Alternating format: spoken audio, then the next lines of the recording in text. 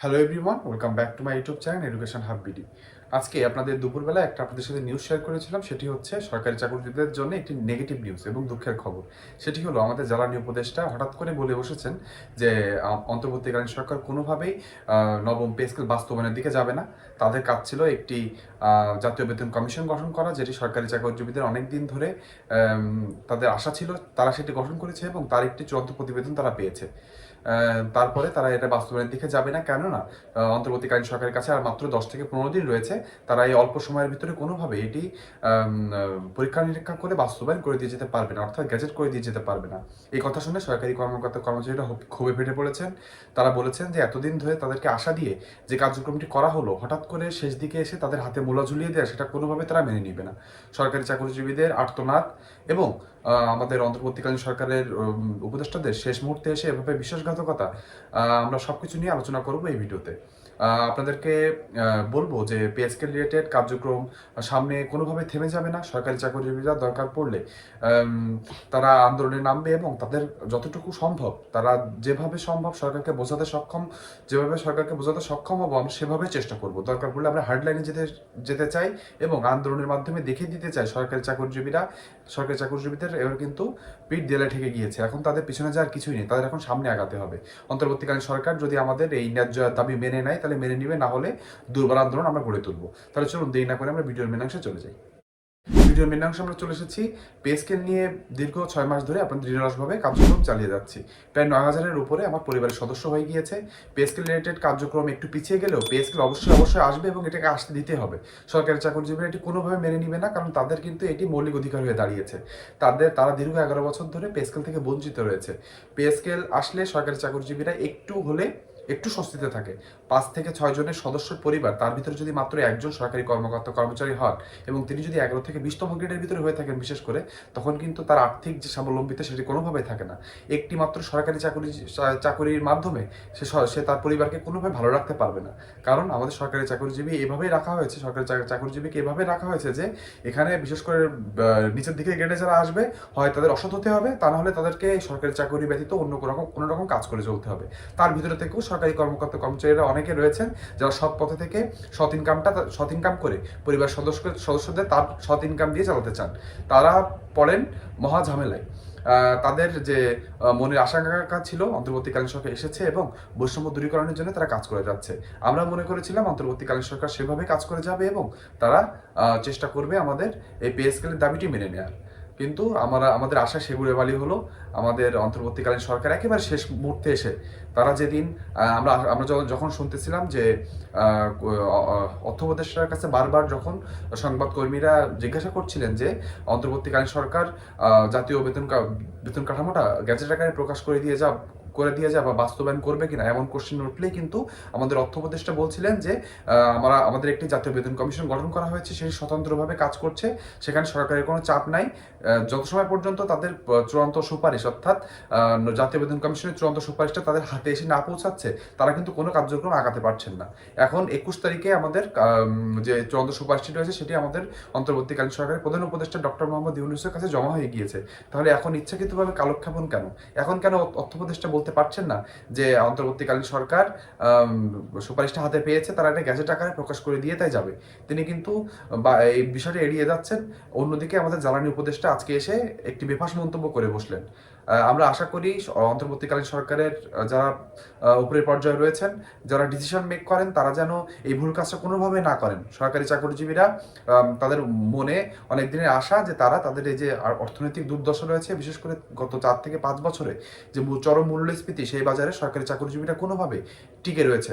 তারা আশা করেছিল যে নবম পে স্কেলটি আসলে তারা হয়তো মূল্যস্ফীতির সাথে একটু হলেও মোকাবেলা করতে পারবে। কিন্তু আপনি পে স্কেল দিবেন বলে একবার হচ্ছে আমাদের পুরো দেশের যে দ্রব্যমূল্য রয়েছে সেটা একবার বেড়ে গিয়েছে।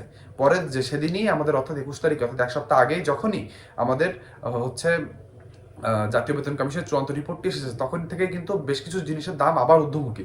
আপনি পে স্কেল দিবেন না তার আগেই 2বার করে 2 পর্যায়ে আমাদের দ্রব্যমূল্যের ঊর্ধ্বগতি হয়ে গিয়েছে। আমাদের বেতন 11 বছর ধরে সেমই রয়েছে, আমরা শুধু 5% হারে ইনক্রিমেন্ট পাচ্ছি। জিনিসের দাম প্রায় আকাশছোঁয়া হয়ে গিয়েছে। আপনি অল্প বেতনে কিভাবে সার্ভাইভ করবে? কোনোভাবে একটা সরকারি চাকরিজীবী সৎ পথে থেকে আর সার্ভাইভ করার কোনো উপায় থাকছে না। আমাদের জ্বালানি উপদেষ্টার কথার ভিতরে একটি জিনিস পাওয়া গিয়েছে, সেটি পজিটিভ। তা হলো যে তারা বলেছে যে মন্ত্রী পরিষদ সচিবকে প্রধান করে তারা একটি বাস্তবায়ন কমিটি গঠন করেছে। তারা দেখবে, পরীক্ষা নিরীক্ষা করে দেখবে যে আমাদের জাতীয় বেতন কমিশন যে রিপোর্টটি জমা দিয়েছে সেটি আসলে কতটুকু গ্রহণযোগ্য, সেটি মেনে নিলে বা সেটি যদি বাস্তবায়ন করা হয় তাহলে অন্তর্বর্তীকালীন সরকার অথবা পরবর্তী নির্বাচিত সরকার কিভাবে চাপে পড়তে পারে, কিভাবে চাপ মোকাবেলা করতে পারে, অর্থের সংস্থান কিভাবে আসতে পারে, সর্বোপরি এই পে স্কেলটি বাস্তবায়ন ধাপে ধাপে কোন কোন ধাপে কিভাবে করা যায়, যাতে পরবর্তী হোক বা অন্তর্বর্তীকালীন সরকার হোক, যারা এটি বাস্তবায়ন করুক তাদের যেন এটির চাপ না পড়ে, অর্থাৎ পুরো দেশের উপরে মূল্যস্ফীতির উপরে চাপ না পড়ে, পুরো দেশের সরকারি চাকরিজীবী সহ পুরো দেশের মানুষের উপরে চাপ না পড়ে, এটি বাস্তবায়নের জন্য একটি কমিটি গঠন করে দেওয়া হয়েছে। কিন্তু আপনি শুধু কমিটি গঠন করে কিন্তু এখান থেকে পার পেতে পারেন? কোনোভাবে পারবেন না। সরকারি চাকরিজীবীরা কিন্তু এবারে কোনোভাবে এটি মেনে নিবে না। তারা অলরেডি বলে দিয়েছে, বিশেষ করে যে সকল সংগঠনগুলো রয়েছে যারা সরকারি চাকরিজীবীদের অধিকার আদায়ের জন্য কাজ করে থাকে, তারা কিন্তু এবার বসে থাকবে না। তারা এতদিন ধরে সরকারকে তারা মৌন সমর্থন জুগিয়ে গিয়েছে, কেননা সরকার কিন্তু সরকারি চাকরিজীবীদের দুঃখ দুর্দশা বুঝে জাতীয় বেতন কমিশন গঠন করেছে। তাহলে শেষ পর্যায়ে এসে যদি সরকারি চাকরিজীবীদের হাতে মূলা ঝুলিয়ে দেওয়া হয় বা তাদের সাথে বিশ্বাসঘাতকতা করা হয়, তাহলে কিন্তু সেটা তারা কোনোভাবে মেনে নিবে না। এর মধ্যে অনেক জায়গা থেকে গুঞ্জন এসেছে যে no pay scale no vote. ঠিক শুনেছেন, no pay scale no vote. তার মানে আপনারা জানেন সরকারি কর্মকর্তা কর্মচারী সহ শিক্ষকরা বেশিরভাগ শিক্ষকরাই কিন্তু আমাদের নির্বাচনের দায়িত্ব থেকে থাকেন। তো এই নির্বাচনের দায়িত্বে যখন তারা থাকবেন, তারাই যদি নির্বাচন বয়কট করেন বা নির্বাচন no pay scale no vote বলে থাকেন, তাহলে কিন্তু পরের নির্বাচনটি সুষ্ঠুভাবে করাই কঠিন হয়ে যাবে। আমরা কোনোভাবে হার্ডলাইনে যেতে চাই না। আমরা অন্তর্বর্তীকালীন সরকারের সাথে বোঝাপড়ার মাধ্যমে আমাদের যে নবম পে স্কেলটি রয়েছে সেটি বাস্তবায়নের মাধ্যমে এগিয়ে যেতে চাই। তারা যদি বলতে চায় দেশে, আমরা অলরেডি জানি যে 1,06,000 কোটি টাকার প্রয়োজন হতে পারে নবম পে স্কেলটি বাস্তবায়ন করার জন্য। তাহলে আমরা প্রথমেই বলেছি যে আমাদের একবারে সকল সুযোগ সুবিধা দেওয়ার দরকার নেই। অন্তর্বর্তীকালীন সরকার 22,000 কোটি টাকা বরাদ্দ রেখেছেন।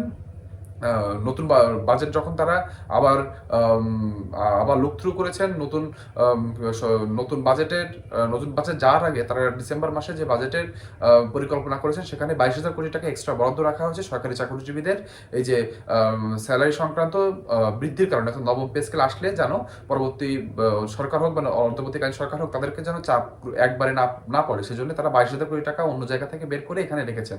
উন্নয়ন বাজেট থেকে রেখে তারা অনুন্নয়ন খাতে রেখেছেন এবং সরকারি চাকরিজীবীদের পরিচালনা ব্যয়তে কিন্তু এটা রাখা হয়েছে। তাহলে শুধু বেসিক দিলে কত টাকা খরচ হয় সেটি কেন কেউ বলছেন না?